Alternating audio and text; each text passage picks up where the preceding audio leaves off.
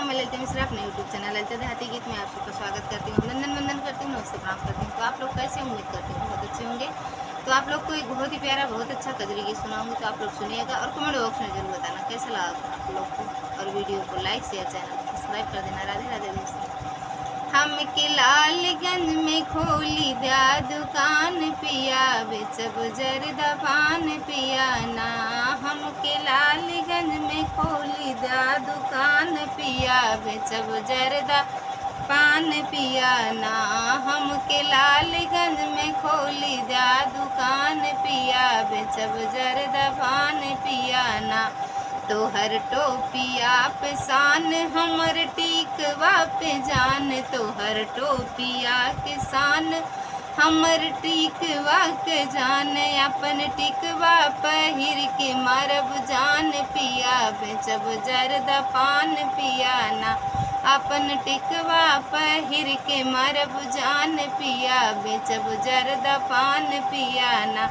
हम के लालगंज में खोली दिया दुकान पिया बेचब जरदा पान पिया ना। हम के लालगंज में खोली दिया दुकान पिया बेचब जरदा पान पिया ना। तोहर सूटवा पे शान हमर सड़िया पे जान। तोहर सूटवा पे शान हमर सड़िया पे जान। अपन सड़िया पहिर के मारब जान पिया बेचब जरदा पान पिया ना।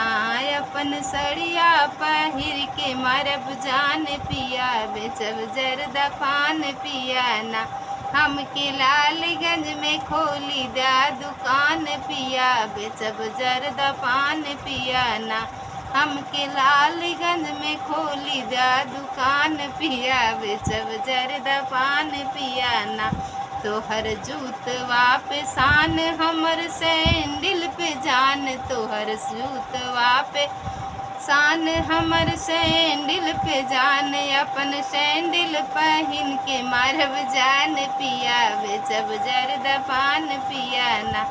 अपन सैंडल पहिर के मारब जान पिया बेचब जरदा पान पिया ना। हम के लालगंज में खोली दिया दुकान पिया बेचब जरदा पान पिया ना। हम के लालगंज में खोली दिया दुकान पिया बेचब जरदा पान पिया ना।